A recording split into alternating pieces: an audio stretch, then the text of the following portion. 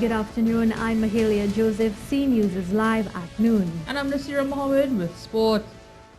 The murder toll continues to rise in the country as the latest murder was reported this morning. At around 7 o'clock, police were called to Building 19 of the housing complex in Maloney after residents heard several explosions. When they went, they found the body of a man. He was later identified as 21-year-old Daniel Boyza, and C News understands the man was holding his baby when he was shot. This shooting comes 3 days after some 200 law enforcement officers conducted a raid in the said complex. 8 people were detained. To some other news now, 28-year-old Christopher Hira and his girlfriend, 27-year-old Josan Allen, appeared before the San Fernando Magistrates Court this morning charged with the murder of Allen's roommate, Afia Kwamina. The 30-year-old woman was killed back in August at her apartment located at Gentian Park, Edinburgh South. The matter was adjourned to tomorrow, November 22nd, at the Chaguanas Magistrates Court. The pair appeared before Magistrate Nanand Fawn John, and they remain in police custody. Police officers are at the scene of an accident in St. Augustine where one person has died after being struck by a PTSD bus while attempting to cross the priority bus route in the vicinity of St. John's Road. The victim hasn't been identified. We'll have more on this story as the morning progresses. The Minister of Education, Anthony Garcia, is expected to meet with parents of students attending the Montrose Vedic School at 2 p.m. this afternoon. It is expected that he will speak with them about a possible relocation of their school. Last Tuesday, teachers walked off the job and students were told to stay at home since there's a mite problem where it's claimed children are being bitten and some are falling ill. Last Wednesday, officials from the EFCL toured the National Enrichment Center in Carlson Field, which is being considered as a temporary relocation. However, parents and teachers are yet to be told if and when they will be moved. Children to be really, some of them have to put out extra money, transport, possible lessons. Some of them are being impacted in terms of their employers where they need time off to manage their children during this time when they are away from classes. So it's a very, very frustrating and stressful time we find ourselves in. At 5 a.m., parents of students attending the Reform Hindu School blocked roads and lit fires along the main road just before the Gasparilla bypass to highlight poor school conditions for their children. One parent told C News Live their demonstration is over rodent infestation at the temporary school facility at the Reform Hindu Temple.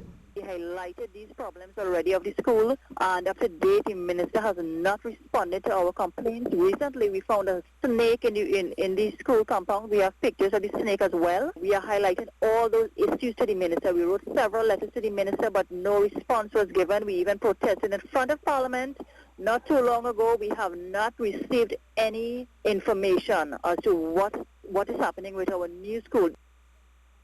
Ms. Ramdale also said the new school is almost complete. However, the contractor has refused to work since they are awaiting payment from the Education Facilities Company Limited.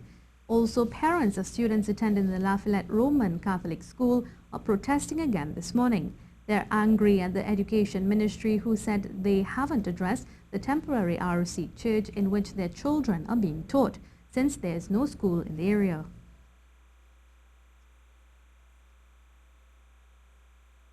Like in a few days, if this continues, they will have no choice, but they will have to either shut down or take some kind of action because nobody in the nothing can the toilets leak. They have 120 children sharing 2 toilets. They have breeding ground for mosquitoes. They have bees on the school walls. They have cracks. They have leaks. They have this is just like a deteriorating, like it's just in a mess. You're watching the C News Live Report at noon. Remember, you can keep up to date with all the latest news on our website at ctvtt.com, or you can check out our Facebook and Twitter pages at C News Live.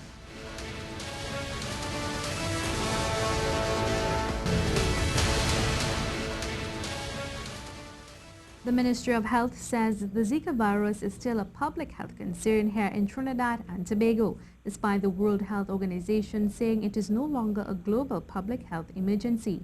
Rishi Harinanan has more. The Ministry of Health declared Zika a national public health emergency on January 29, 2016, based on the threat as then assessed. The World Health Organization declared a global public health emergency on February 1st, which allowed for increased and more rapid research to be conducted. This research has since linked Zika to the Guillain-Barré syndrome in some adults and the severe birth defect microcephaly. This, the ministry says, underscores that the Zika crisis is far from over, as it has now been classified as a dangerous mosquito-borne disease, similar to malaria or yellow fever, and should be viewed as an ongoing threat. The ministry, in noting the World Health Organization's recent position, wishes to advise the population that vigilance must be maintained in the coming months to ensure the safety of our citizens, especially pregnant women. The Ministry of Health will therefore maintain its position of treating Zika as a national public health emergency due to not only the threat of Zika and its associated risks, but other mosquito-borne diseases as well. Citizens are asked to continue working with authorities in the eradication of mosquito breeding sites and to take all necessary precautions to avoid being bitten by the Aedes aegypti mosquito. Rishi Harinanan, CNews. The Roti debate continues, and Princestown MP Badi Padarat has accused the Minister of Legal Affairs, Stuart Young, of purposely misleading the population on the issue of the People's Partnership Catering Bill for its Diwali celebration in 2014 at the Prime Minister's residence. In a statement, MP Padarat said because of the volume of 4,000 attendees, several caterers were used, and therefore the 900 persons Mr. Young was referring to was part of the crowd that was catered for. The Princestown MP indicated that no one caterer was used for the function, and therefore any invoice showing catering for 900 people would have been based on the amount given to each caterer to provide a full meal. Padarat reiterated his call for Prime Minister Dr. Keith Rowley to produce a bill for $350,000 in roti, and further indicated that the Prime Minister has been inconsistent in his story and in his figures and needed to produce the bill for $350,000 in roti or apologize.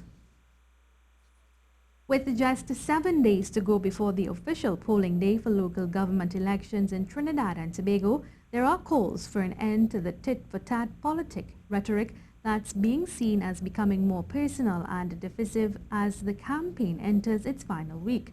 Chairman of the Council for Political Behaviours, Dr. Vishnu Raghunath, spoke with CNews this morning on the issue. To try to get people to acknowledge that we live in a democracy. We have to respect each other's rights. We have to respect each other's positions. But that does not mean, and in so doing, we must do so in a manner, in a civilized manner. We must focus on issues rather than on people, rather than on personalities, rather on moving. Dr. Raghunath also said the campaign needs to move beyond political phrases such as referendum on the government being used by the UNC. It raised a question. So what about the person who lives in a small community in Brasso or in Ecclesville? Should they really be concerned about whether this is a referendum or not, or should they be concerned about getting their garbage collected and their drains cleaned and their cemeteries cleaned and so forth?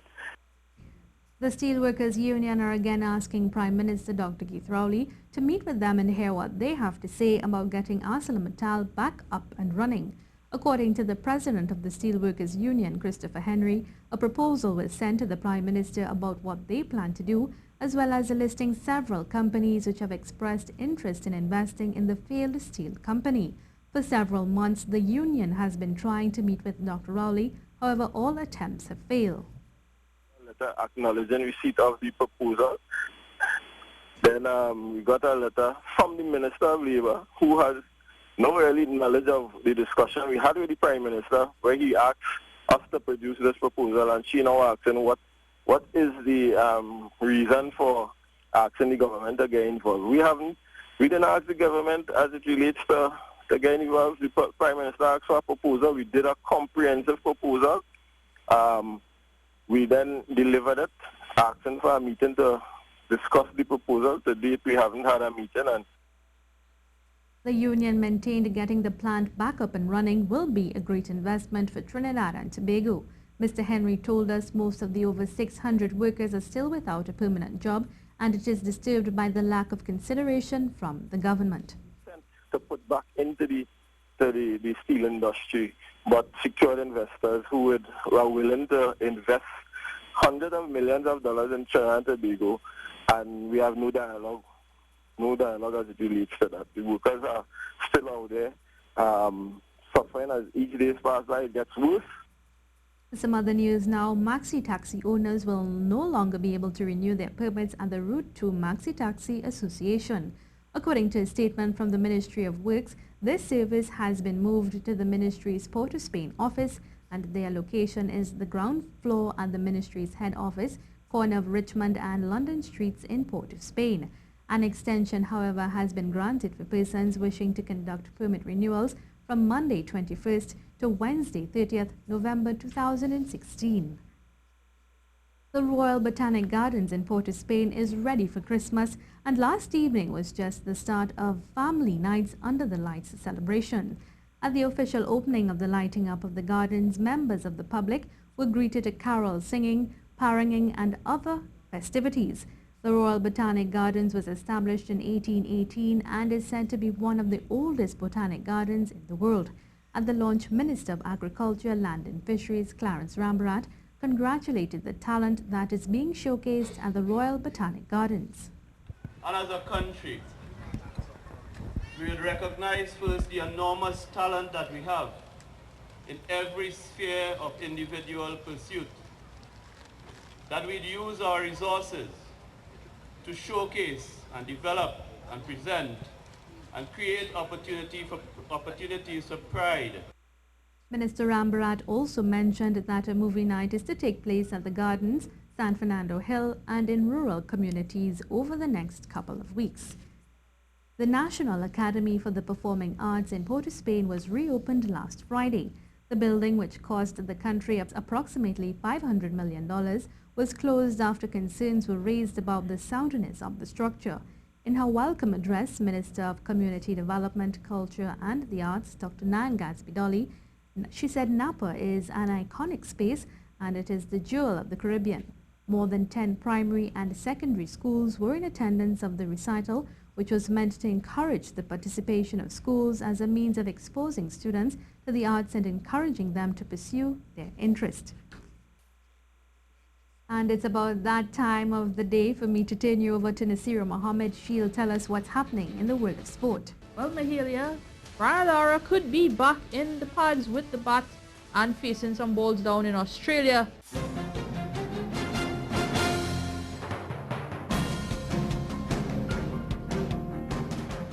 Okay, now it's time for sport, and national captain Kenwyne Jones scored a brace. Yes, you heard it. Kenwyne Jones scored a brace to remind his fans from Point Fortin and La Brea about his scoring prowess, as Central FC regained first place in the TT Pro League. As Ruskin Mark explains, the Central Sharks walked off 4-1 winners over Point Fortin Civic, riding the form of Jones, who returned to a familiar stomping ground at the Mahaika Oval. Civic actually started the better of the two teams and came close early, but so too did Central, as this header had goal written all over it, only for the bar to get in the way.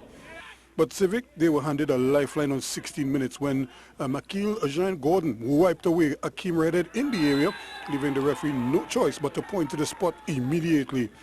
Nicholson Ice Thomas then made no mistake with the spot kick as Civic led early.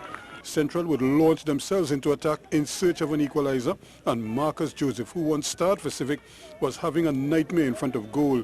He missed a couple glaring chances which could have buried Civic inside the half hour. But Kenwyne Jones had his back as he met a Johan Peltier cross with a neat header to pull Central level on 36 minutes. Then the 2.14 products combined well to set Joseph free on goal to blast home from close range for 2-1 now at the interval. Jones would tack on a second to make it 3-1 in the 59th, Central rolling along now. And then Civic shot themselves in the foot with this clumsy tackle inside the area. Leston Paul then made it 4-1 Central to secure the 3 points that pushed them up to 19 and in sole possession of first place. In the earlier clash, the surging Mapao Stars had the Army on the ropes early and came close here. They almost broke through shortly after when Gerald Brito picked his spot and watched in agony as his effort clanked off the upright and stayed out. They were made to pay for that as Devon Jostling, as if turning back time, finished off in style in the 65th to kill off the Stars as the Army jumped to 7th with the 1-0 victory. Oscar Mark, C Sports. Brian Lara has set himself a new challenge. The West Indies cricket legend has signed up to play for a Division 5 side in New South Wales, Hunter Valley in Australia.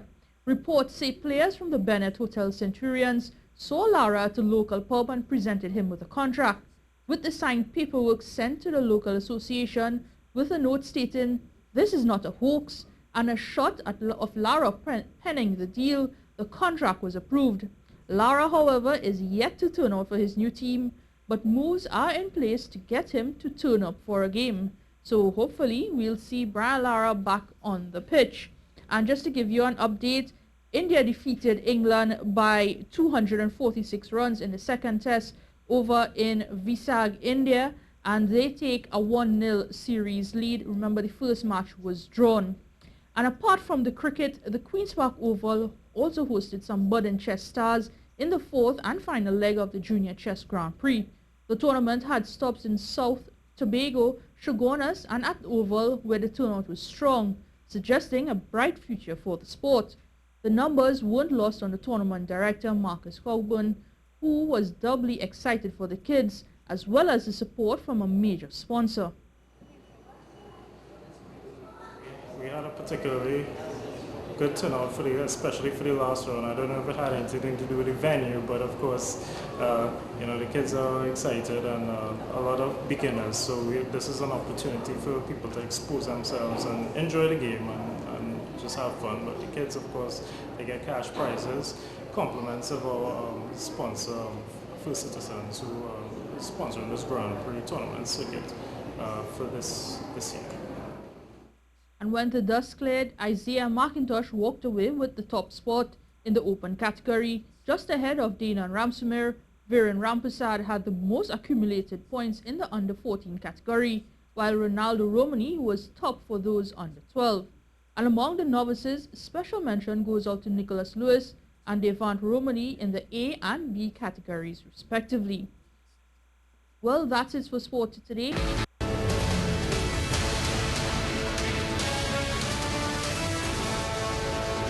Going back to some local news now, some very heartfelt emotions are coming from members of the music community upon hearing news of the passing of jazz songbird Patty Rogers. She died in the early hours of this morning at her Malik Barataria home at the age of 58. According to reports, she might have died after suffering a severe asthma attack. She had just completed her weekly gig at the Trinidad Hilton when she was on her way home, and she complained of not feeling well. Her dear friend Candice Alcantara said the songstress was a beautiful soul. She was as beautiful in spirit as her voice. Patty was an absolutely beautiful spirit. And my relationship with Patty over the years, which is always so positive. She would be going through pain or some frustration, and unless she told you, you would not know. And she sang jazz with the kind of sensitivity and the respect for the art form. That brings us to the end of the C News Report at noon. Conversations with C News comes up next. I'm Mahalia Joseph. And I'm Nasira Mohammed. Do have a good afternoon.